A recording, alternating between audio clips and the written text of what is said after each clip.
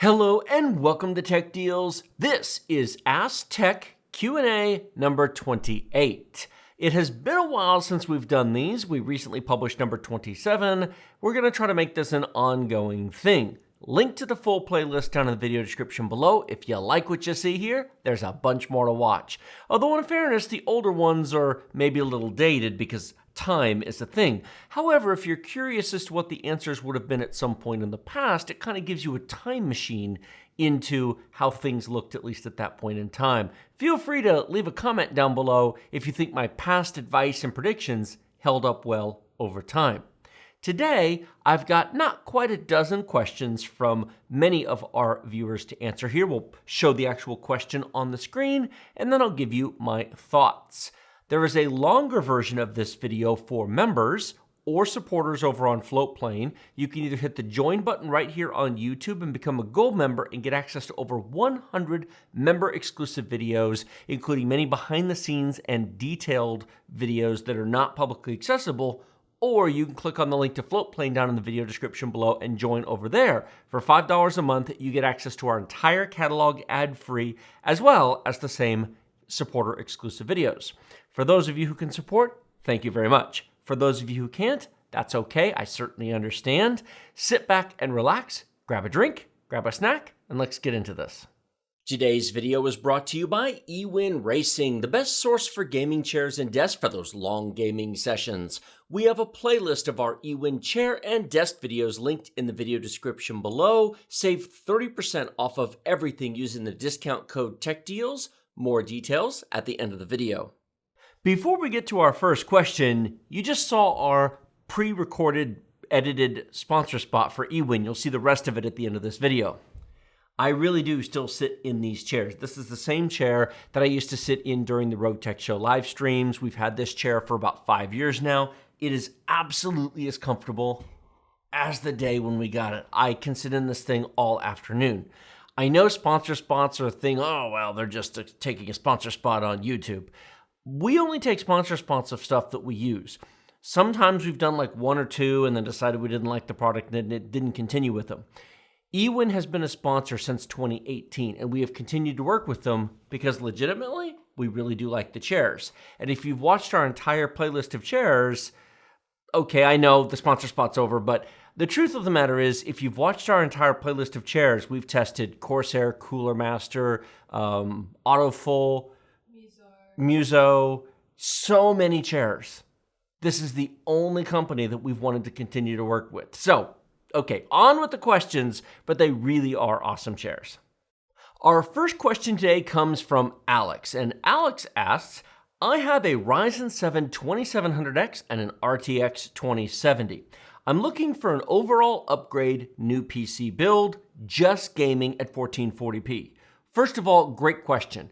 Alex, a Ryzen 7 2700X and an RTX 2070 is a great PC. That is a well-balanced combination of CPU and GPU power at 1440p that will play every current game that exists on the market today. It will not do so at ultra detail, mind you, Cyberpunk looking at you, but it will certainly do so at some level of render resolution and detail setting. However, you asked about an upgrade. I honestly think that a Ryzen 7 5700X drop-in replacement upgrade makes the most sense. They're about $180 at the moment. You can sell your 2700X for about $100, and so for an $80 difference, you go from Zen Plus to Zen 3, you go from two 4-core chips glued together with Infinity Fabric to a single 8-core CCX complex with no core-to-core latency issues, a unified level 3 cache, which is definitely better. You just get a way better experience. Higher clock speed, higher instructions per clock cycle. It is a noted improvement. As far as the 2070, well, the 4070 is about to release, and the 4070 may very well be the ideal replacement for the 2070. It's launching at $599, or at least that's the rumor. It isn't official yet, but it will be, I believe, tomorrow, but I'm recording this a day before that is officially announced. So at $599, it's $100 more than your 2070 was when it was new, but the 2070 launched in 2018. Inflation is a thing, and so $599 is really not that bad, all things considered. It does have a 50% bump in VRAM, which for 1440p is very important. 12 gigabytes of VRAM versus the 8 you have now. That is by far the more expensive upgrade. If you could sell your current card for maybe $250, It'll cost you $350 to upgrade it, but it'll be a solid improvement to performance. The one other piece of advice I would give, which you didn't actually ask in the question, is if you have 16 gigs of RAM, it's 2023. If you're going to upgrade your CPU and GPU, make sure you have at least 32 gigabytes of RAM in your system. If you have one monitor, you're just gaming, 32 gigs is plenty. It will definitely help with level load times, etc., and it's going to give you some future on that machine. If you have multiple monitors and you're doing more than gaming, which you didn't say you were, but if you are, well, 64 gigs isn't that expensive anymore. It's an extra $60. You might want to consider that. Our next question comes from HTX Cisco. That's an interesting name.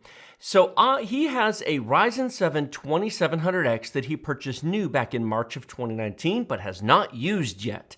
That's just sitting in my closet. Would it make sense to use it in a mini ITX or a micro ATX gaming build, or is he better off selling it and getting something newer?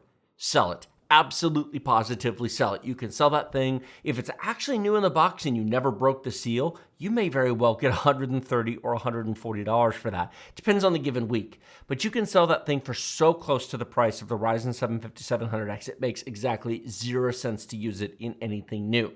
Now, this does not mean that everybody who has a 2700X has to get rid of it immediately, although I do think the 5700X makes a lot of sense. But if you have not already built with it, please, dear Lord, 1700X, 2700X, 3700X, forget about it. They're worth way too much money. Get rid of them. Get a 5700X. The difference is definitely worth it. And as far as the actual system itself, that's certainly a personal choice, but you might actually want to consider the Ryzen 7 5700G and forgo a graphics card if you're looking for a mini ITX build and you don't plan to use a graphics card. Those are really good CPUs, still Zen 3. Few minor changes and limitations, but the 5700G is definitely worth a look, and it's also pretty inexpensive. Our third question today comes from Alan White, and Alan wants to know, LTX 2023, 2024? Question mark. And then he follows it up and says, will you be going to LTX again? We actually were planning to go to LTX in 2019, but unfortunately I fell extremely ill and I was bedridden for 2 weeks. We missed LTX 2019 and I was bummed because, of course, 2020 happened and the big thing that happened in the world prevented everybody from doing everything that year. 2023 is the first year they're doing LTX again. It's supposed to be a huge event at the Vancouver Convention Center. Tons of people are going to be there. We are not currently planning on attending this year. We're working on reformulating our channel, getting our content back in one piece. And as much as I'd love to go, that would cost us several $1,000s in expenses, being away from home, airfare, etc. It isn't in the cards this year. Maybe 2024. Who knows? Our next question comes from a name I'm not remotely going to try to pronounce, so I'm simply going to call him Mr. Nexus. Mr. Nexus says, I have a 5800X in my main desktop and a Ryzen 5 1600, true Gen 1, not the AF chip, on a B450 in my living room home theater PC that I already had the CPU and a spare GPU for.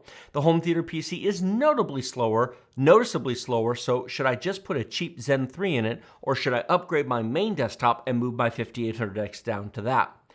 I just want to take a second to everybody and comment on something. He has both a Ryzen 5 1600, which is Zen 1, and he has a Ryzen 7 5800X, which is Zen 3. And he goes noticeably slower. There's a noticeable, obvious difference. Zen 1 was nice when it first came out. I'm grateful for AMD launching it, but time has moved on. The Zen 1, the Zen Plus chips, and even to some extent the Zen 2 chips definitely have aged a bit, but Zen 3 is absolutely solid. Now, in your particular case, you've got a 5800X. You could certainly move that to your home theater PC, and it would be nice and wonderful. I don't have a problem installing a 5800X on a B450 motherboard. You could even do a B350, but the 400 series were nicer. The issue is, what do you buy for your main machine? You could buy a Ryzen 9 5900X. They're not too expensive, but it's a noticeable price jump. And what you really should buy is unfortunately too expensive. The Ryzen 9 5950X. Going from 8 cores to 12 is kind of a meh upgrade. Going from 8 to 16, that's an upgrade. Double your cores, double your whatever you're doing. Give a decent upgrade to make it worthwhile. However, here's the problem. A Ryzen 9 5950X, no matter how nice it is and, oh, look, all the cores, it's still Zen 3. It's the same per core performance as your 5800X. Unless you're doing a lot of multitasking, unless you're doing a lot of non-gaming stuff, you might be decidedly underwhelmed with the change. And the 5950Xs are still expensive. They're going to remain expensive. If you were going to buy one, honestly, 2 years ago was the time to buy it. That day has passed. Because of the fact that it's the best chip AM4 is ever going to get, those are going to be expensive for some time to come. All the other chips will drop in price over time as everybody replaces them with the best their platform has. I honestly would consider putting a Ryzen 5 5600 non-X chip or maybe even a Ryzen 5 5500 in your home theater PC. 6 core sounds like it's just fine for what you need, and for a home theater PC, I think it is. You can get those for pretty close to $100. Don't pay more than $100 for those. You could even buy a used one. Some people are replacing them with better chips. You might even consider just getting a used Ryzen 5 3600. Now, it's not Zen 3, but a 3600 is a notable upgrade over a 1600, and if you can search on eBay for used chips and maybe find one for $65 to $85, maybe make a few bids on some auctions, that actually, in terms of dollar per performance improvement, might be a better spend of your money, and it kind of skirts the gap between keep what you've got and replace it with brand new. Our next question comes from Glenn. Which would you choose, red pill or blue pill, and why? If you were living in a simulation, would you want to know if you had no ability to change it? If you had to wake up every day knowing everything around you wasn't real and nothing you did mattered and it was all going to go away as soon as somebody turned the machine off, I don't think I'd want to know. Would I want to exit the simulation? I'd want to know what was outside of it before taking it. Give me the purple pill so I have all the information so I can make an informed, educated choice. Our next question comes from Jeff, and it's such a big question, we got to fill the whole screen with it. There it is. You can pause to read it if you want. Jeff asks, I'm using ChatGPT to calculate ownership of a Golf GTI 2023. Do you think it's pretty accurate? Insurance and fuel are his numbers, and money is in Canadian dollars. First of all, I did all of the math in advance. Let me take you to the short version. These numbers are not remotely accurate. The conclusion at the bottom is off by a lot. It says at the bottom, if this car is sold for $33,000 after 4 years, the total cost of ownership would be about $3,930.40. It's closer to $15,000. There's $8,000 in interest. The car is $39,000 now. If it's worth $33,000, $8,000 in interest, there'll be $9,000 owed after 4 years, $24,000 plus all of the gas and the insurance costs. The TLDR version is it's about $15,000 to own. Another way to look at it is it's about $320 per month, all up included over the course of 4 years, because you take that $15,000, you divide it by 48 months, which is 4 years. And so you've got a cost of about $320 a month. And so the real question is, if your gas really is $60 a month and your insurance really is $92 a month, which are the numbers he provided, if those are in fact correct, would you like to have a brand new 2023 Golf GTI in your driveway for the next 4 years for $320 per month? If it were actually the $3,900 and change that ChatGPT came back with, that means you could drive a brand new Golf GTI for the next 4 years for less than $100 a month. Raise your hand if you think that's a likely outcome. Hint, it's not. Our next question comes from Andy, and this is one that should actually apply to most of you. Andy wants to know, is 8 gigabytes of VRAM enough for today? And is it enough for 1440p gaming? That is a great question, and it's really going to become an issue over the next 2 years because there are about a bajillion 8GB graphics cards out there. From the venerable GTX 1070, one of the best value cards of the past decade, to the RX 580, to the Vega cards, Vega 56 and 64, to the 2070, to the 3070, to the RX 6600 and 6600 XT, and on and on and on. It is a very large list of 8GB cards, including the upcoming RTX 4060, which is going to be 8GB when the 3060 was 12, but we're not going to go there for this video. 8GB is enough for today, but it does entail some compromise. There are some newly released games now that absolutely will use more than 8GB of VRAM with all of the detail cranked to the max. But you do not have to play at ultra max everything. You can set detail to high. Even if you set the game itself to ultra, you can go into the settings and change the textures from ultra to high. You can change render resolution to 75 or 80%. Compromises will have to be made. However, at 1440p, you should be able to play most new games at some reasonable middle level of detail for the next couple of years just fine with 8GB of VRAM. At 1080p, you should continue to be able to do that for even longer than 2 years, and you can even play most current games, although not all, there's 1 or 2, Last of Us Part 1 looking at you, that will use over 8GB of VRAM with the detail cranked to the max. We are ending the era of 8GB being mainstream for mid-level graphics cards. Entry-level cards, yes. Bottom-end cards, older games, yes. 12 gigs is kind of a weird speed bump. 16 gigabytes is where I think the future is. Think RX 6800 XT for a really good card with 16 gigs of VRAM. I suppose we could also say the RTX 4080 if its price weren't ridiculous, but it is what it is. 16 gigabytes is the go-to number going forward, and that should last you for the length of whatever card you choose to buy today.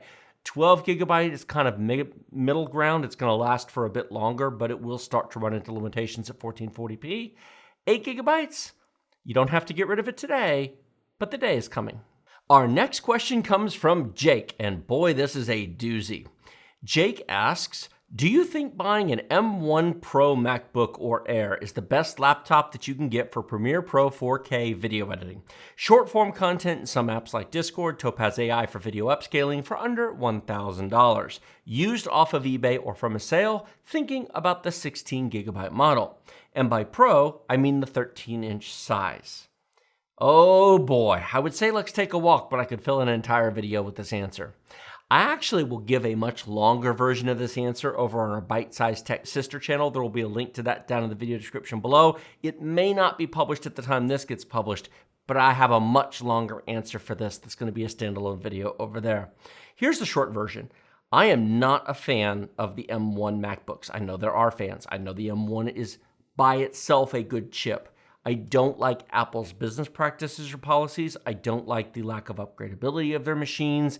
I don't like the fact that you can't build a nice desktop yourself to complement your MacBook. And frankly, I don't think you buy a MacBook to use Adobe Premiere Pro. Use that on a PC.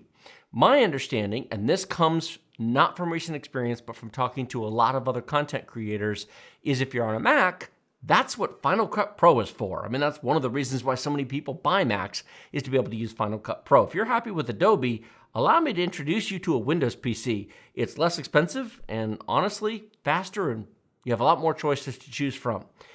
And a 13-inch screen for 4K video editing, you must have really good eyes because that is a tiny, tiny screen. I am not a fan of that as a solution. You do what you want with your money, but I just don't think that's a good solution. Our next question comes from James, who wants to know, have you invested or consider investing in crypto assets, Bitcoin, Ethereum, and others, especially now that we're still way below the all-time high prices? James, let's take a walk. Have you honestly not watched any of our content for the past 2 years? We were sponsored by Crypto.com. We made videos about crypto. We talked about it during our live streams. In fact, I ruffled a lot of feathers and upset a lot of people in all of the talk we did about crypto. Some people consider it to be a dirty word, especially with all the GPU mining and the fact that it made video cards unavailable. I understand their pain. So yes, we have been invested in crypto for several years now. We are not active in it the way we used to be, and I am no longer putting new money in it. It has been up, it has been down.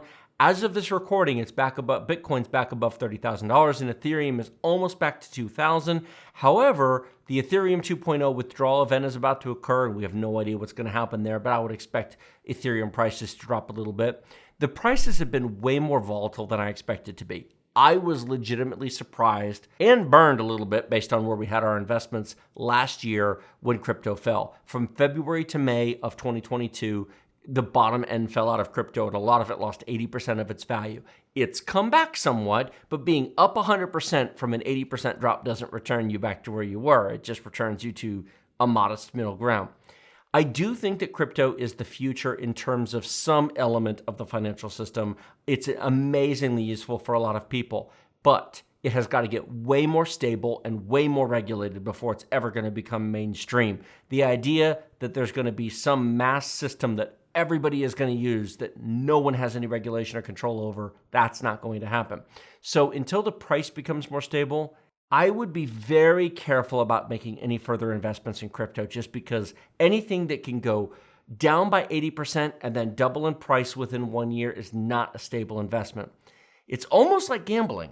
And I'm sure some of you are going to say, we told you that a year ago, Tech. You live and learn. So that's why we stopped doing crypto content and why we stopped taking crypto sponsorships. If you want to have a little bit of it just to play the waters and maybe put 5% of your money in it, that's fine. But be careful that you're not too heavily invested in something that can swing that wildly in that shorter period of time. eWin Racing has a wide selection of chairs to fit all shapes and sizes of gamers, ranging from petite to cuddly. They have something for every type of gamer. Not just sizes, but colors and material options as well, including red, blue, purple, pink, orange, and more, plus cloth and leather choices. We have over half a dozen chair and desk videos in a playlist down in the video description below. We also have a very special offer just for Tech Deals viewers. Save 30% off of everything using discount code TechDeals using our link in the video description.